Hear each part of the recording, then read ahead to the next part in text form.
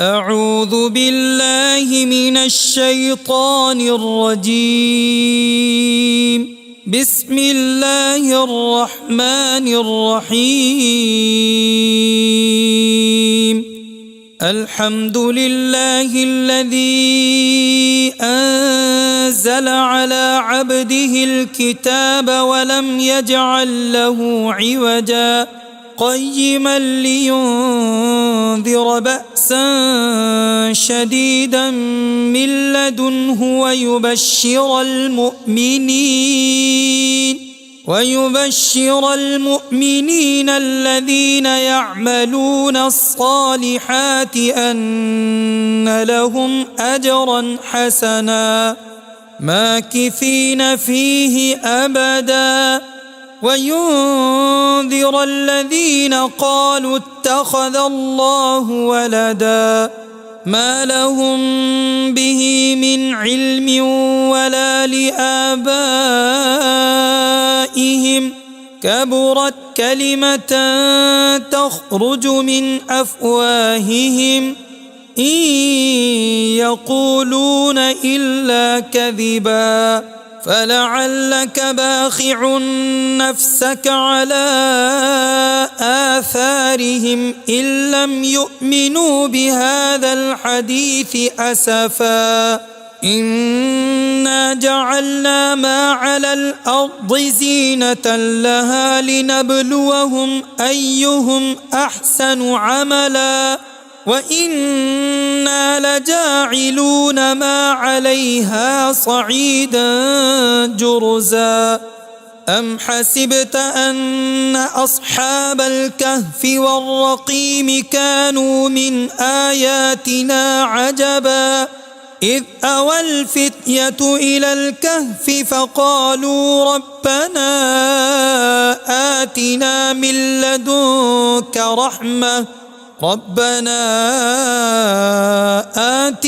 من لدنك رحمة وهيئ لنا من أمرنا رشدا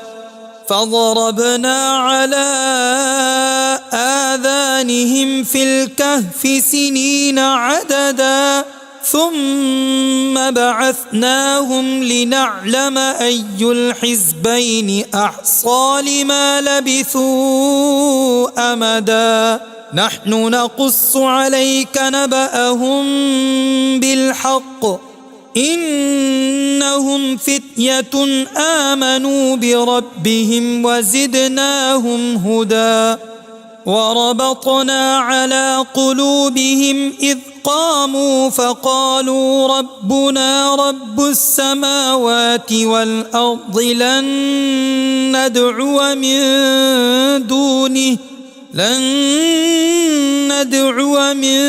دونه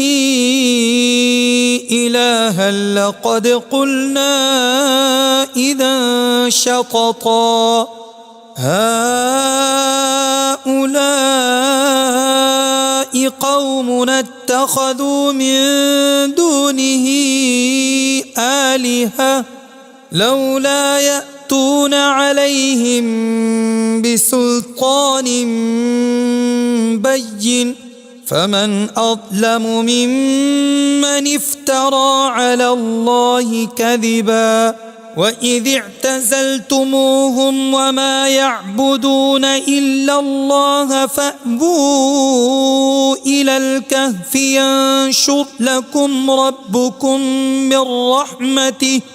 ينشر لكم ربكم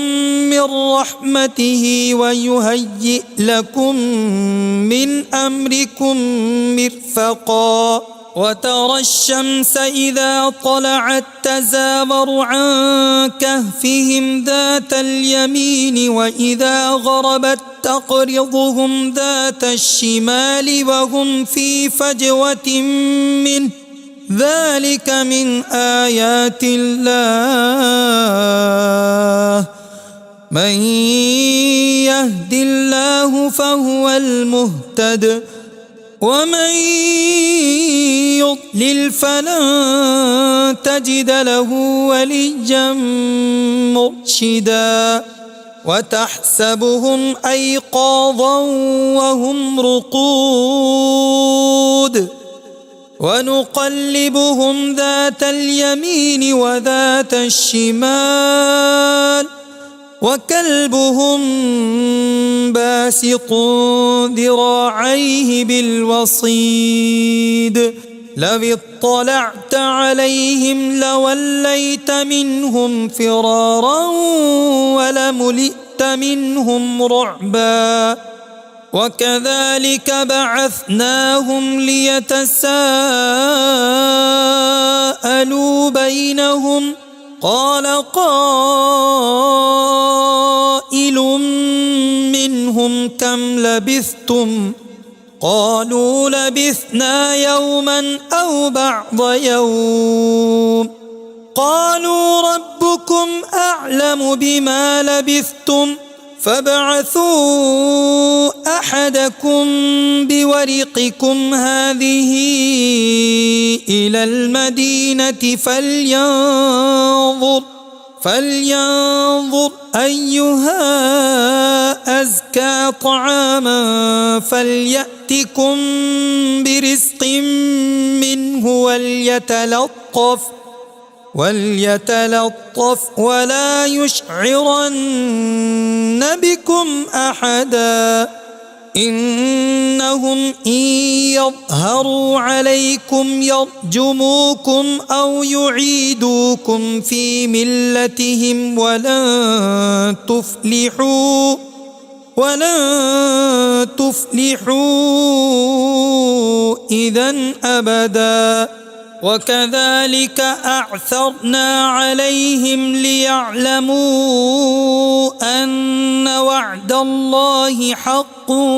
وأن الساعة لا ريب فيها إذ يتنازعون بينهم أمرهم فقالوا ابنوا عليهم بنيانا ربهم أعلم بهم قال الذين غلبوا على أمرهم لنتخذن عليهم مسجدا سيقولون ثلاثة رابعهم كلبهم ويقولون خمسة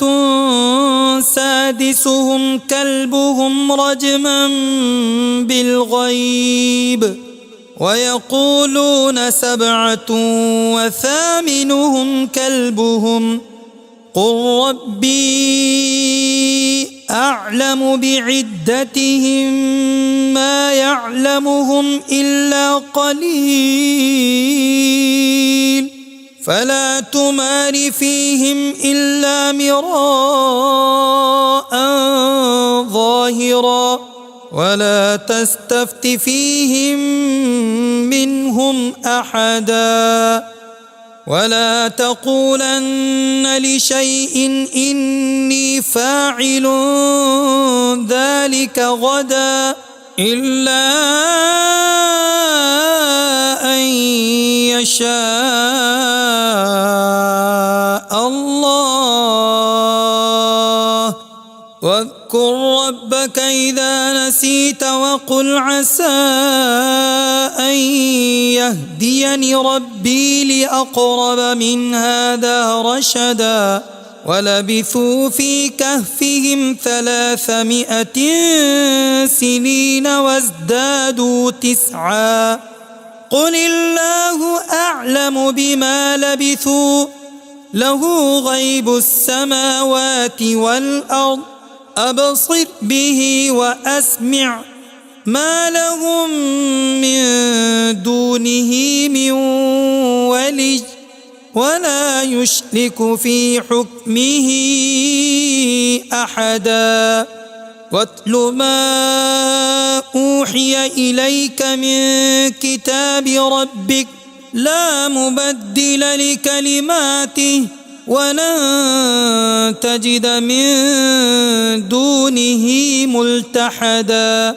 واصبر نفسك مع الذين يدعون ربهم بالغداة والعشي يريدون وجهه ولا تعد عيناك عنهم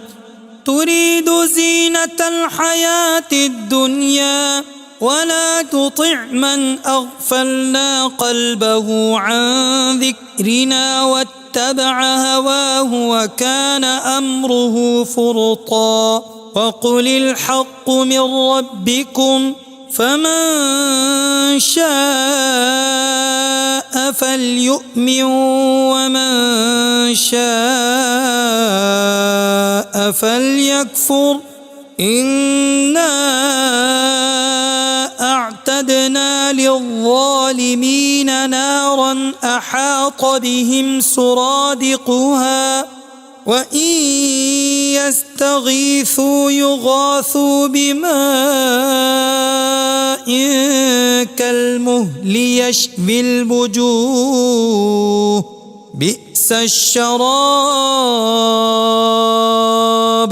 بئس الشراب وساءت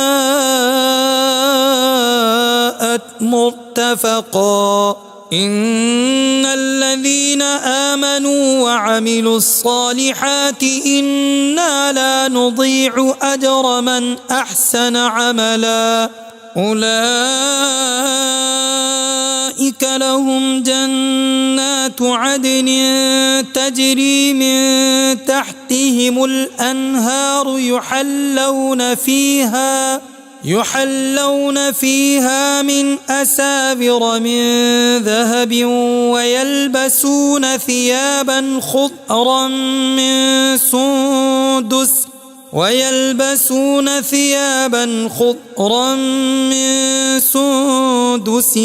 وإستبرق متكئين فيها على الأرائك نعم الثواب وحسنت مرتفقا واضرب لهم مثل الرجلين جعلنا لأحدهما جنتين من أعناب وحففناهما بنخل وجعلنا بينهما زرعا كلتا الجنتين آتت أكلها ولم تظلم منه شيئا وفجرنا خلالهما نهرا وكان له ثمر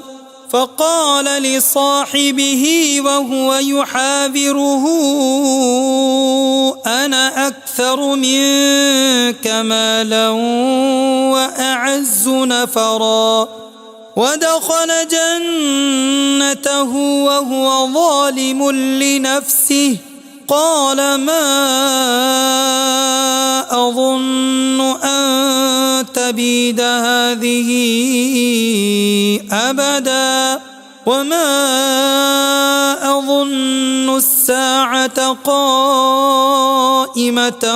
ولئن رددت إلى ربي لأجدن خيرا منها منقلبا قال له صاحبه وهو يحاوره أكفرت بالذي خلقك من تراب ثم من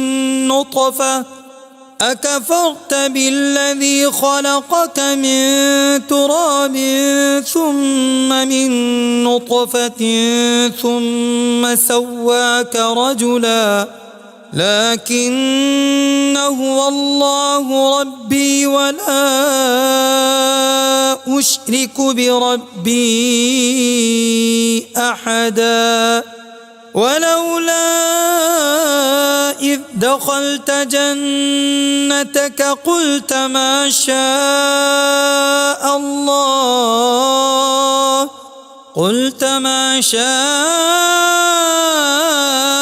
الله لا قوة إلا بالله إن ترني أنا أقل منك مالا وولدا فعسى ربي أن يؤتيني يؤتيني خيرا من جنتك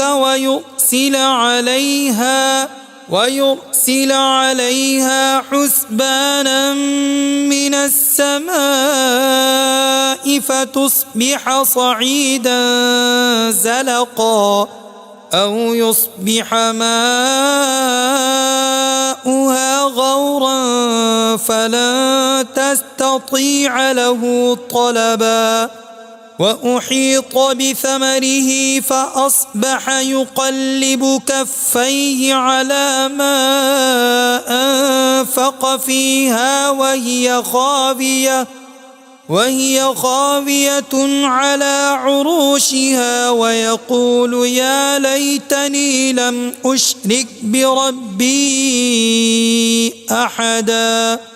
ولم تكن له فئة ينصرونه من دون الله وما كان منتصرا هنالك الولاية لله الحق هو خير ثوابا وخير عقبا واضرب لهم مثل الحياة الدنيا كماء أنزلناه من السماء فاختلط به نبات الأرض فأصبح هشيما تذروه الرياح وكان الله على كل شيء مقتدرا المال والبنون زينة الحياة الدنيا والباقيات الصالحات خير عند ربك ثوابا وخير أملا ويوم نسير الجبال وترى الأرض بارزة وحشرناهم فلم نغادر منهم أحدا وعرضوا على ربك صفا لقد جئتمونا كما خلقناكم أول مرة بل زعمتم أن لن نجعل لكم موعدا ووضع الكتاب فترى المجرمين مشفقين مما فيه ويقولون يا ويلتنا ما لهذا الكتاب لا يغادر صغيرة ولا كبيرة إلا أحصاها ووجدوا ما عملوا حاضرا ولا يظلم ربك أحدا وإذ قلنا للملائكة اسجدوا لآدم فسجدوا إلا إبليس كان من الجن ففسق عن أمر ربه أفتتخذونه وذريته أولياء من دوني وهم لكم عدو بئس للظالمين بدلا ما أشهدتهم خلق السماوات والأرض ولا خلق أنفسهم وما كنت متخذ المضلين عضدا ويوم يقول نادوا شركائي الذين زعمتم فدعوهم فلم يستجيبوا لهم وجعلنا بينهم موبقا ورأى المجرمون النار فظنوا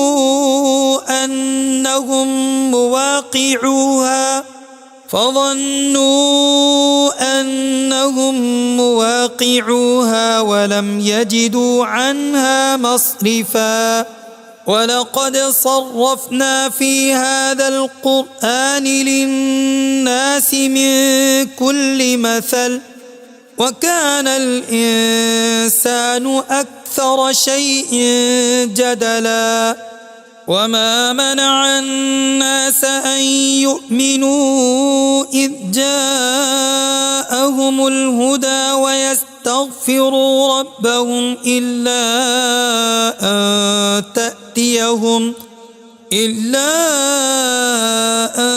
تأتيهم سنة الأولين أو يأتيهم العذاب قبلا وما نرسل المرسلين إلا مبشرين ومنذرين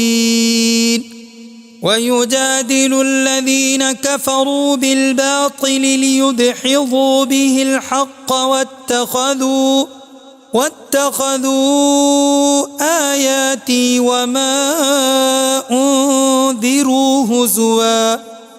ومن أظلم ممن ذكر بآيات ربه فأعرض عنها ونسي ما قدمت يداه إنا جعلنا على قلوبهم أكنة أن يفقهوه وفي آذانهم وقرا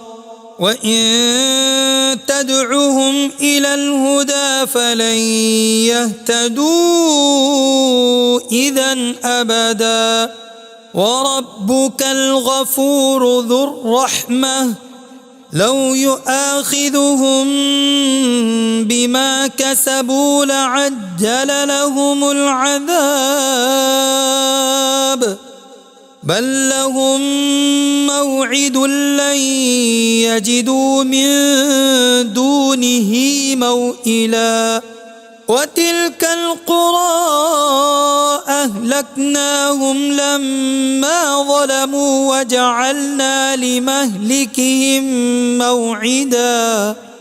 وإذ قال موسى لفتاه لا أبرح حتى أبلغ مجمع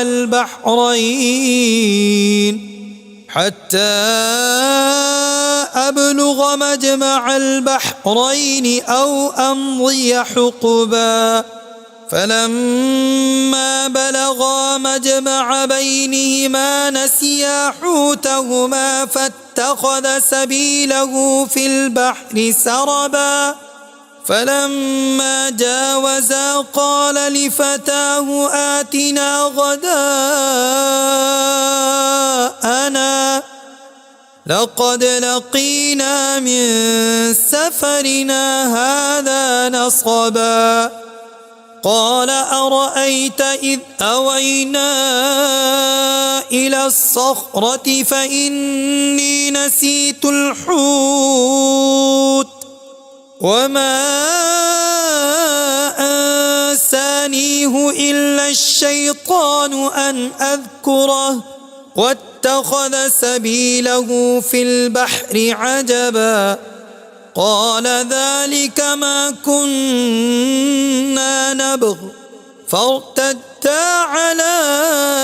آثارهما قصصا فوجدا عبدا من عبادنا آتيناه رحمة من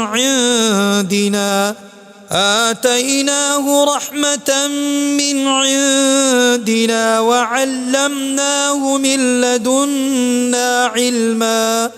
قال له موسى هل أتبعك على أن تعلمني مما علمت رشدا قال إنك لن تستطيع معي صبرا وكيف تصبر على ما لم تحط به خبرا قال ستجدني إن شاء الله صابرا ولا أعصي لك أمرا قال فإن اتبعتني فلا تسألني عن شيء حتى أحدث لك منه ذكرا فانطلقا حتى إذا ركبا في السفينة خرقها قال أخرقتها لتغرق أهلها لقد جئت شيئا إمرا قال ألم أقل إنك لن تستطيع معي صبرا قال لا تؤاخذني بما نسيت ولا ترهقني من أمري عسرا فانطلقا حتى إذا لقيا غلاما فقتله قال أقتلت نفسا زكية بغير نفس لقد جئت شيئا نكرا قال ألم أقل لك إنك لن تستطيع معي صبرا قال إن سألتك عن شيء بعدها فلا تصاحبني قد بلغت من لدني عذرا فانطلقا حتى إذا أتيا أهل قرية استطعما أهلها فأبوا أن يضيفوهما فوجدا فيها جدارا يريد أن ينقض فأقامه قال لو شئت لاتخذت عليه أجرا قال هذا فراق بيني وبينك سأنبئك بتأويل ما لم تستطع عليه صبرا أما السفينة فكانت لمساكين يعملون في البحر فأردت أن أعيبها وكان وراءهم ملك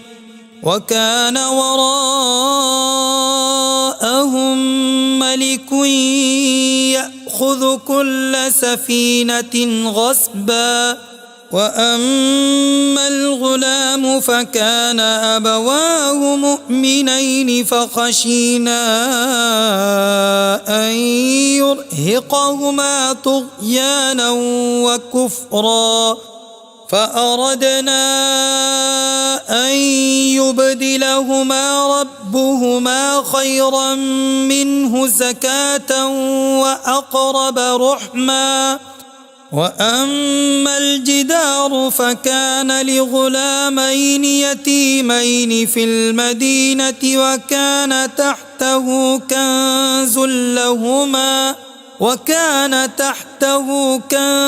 لهما وكان أبوهما صالحا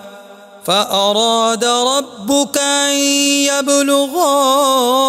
أشدهما ويستخرجا كنزهما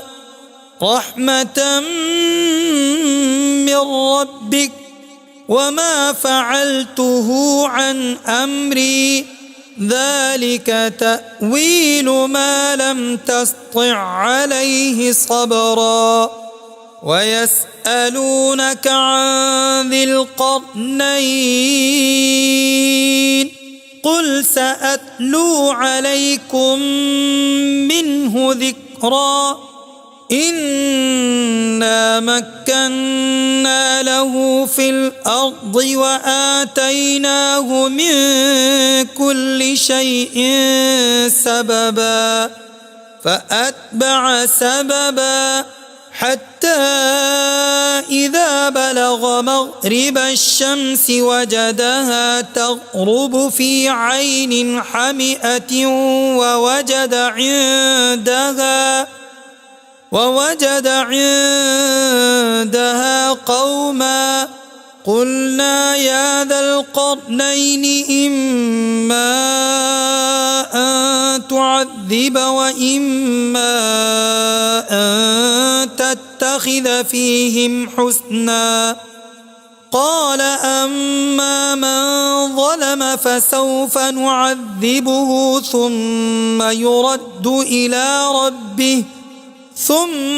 يرد إلى ربه فيعذبه عذابا نكرا وأما من آمن وعمل صالحا فله جزاء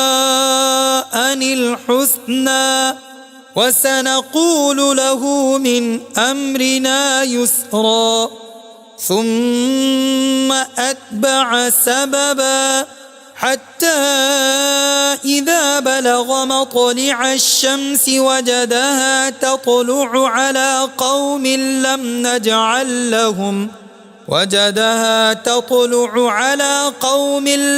نجعل لهم من دونها سترا كذلك وقد أحطنا بما لديه خبرا ثم أتبع سببا حتى إذا بلغ بين السدين وجد من دونهما قوما لا يكادون يفقهون قولا قالوا يا ذا القرنين إن يأجوج ومأجوج مفسدون في الأرض فهل نجعل لك خرجا على أن تجعل بيننا وبينهم سدا قال ما مكني فيه ربي خير فأعينوني بقوة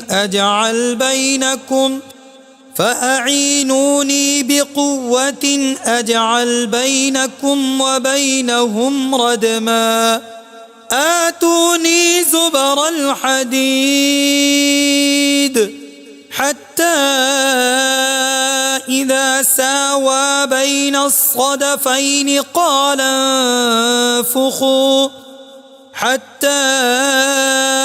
إذا جعله نارا قال آتوني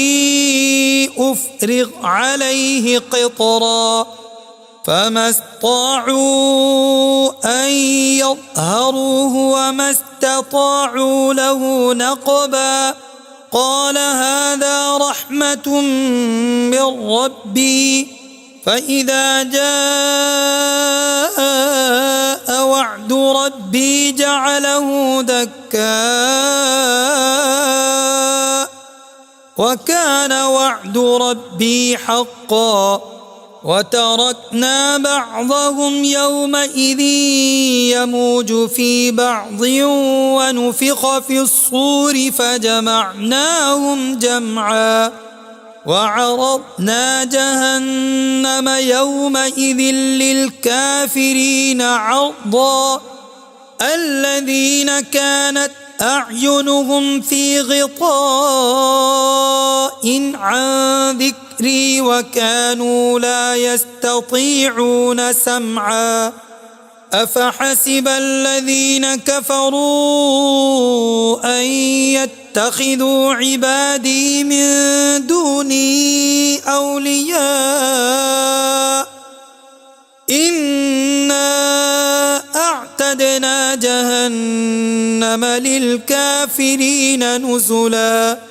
قل هل ننبئكم بالأخسرين أعمالا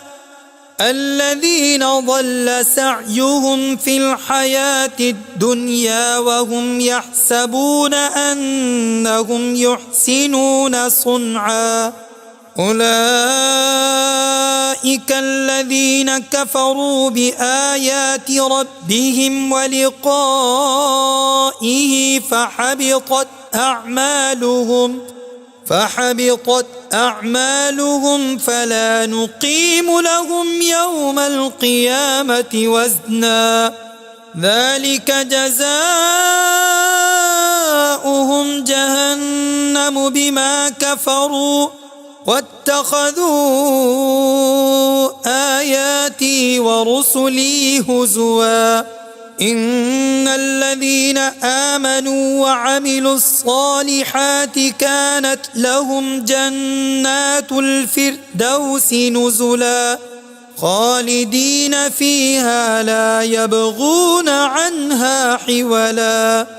قل لو كان البحر مدادا لكلمات ربي لنفد البحر قبل أن تنفد كلمات ربي ولو جئنا بمثله مددا قل إنما أنا بشر مثلكم يوحى إلي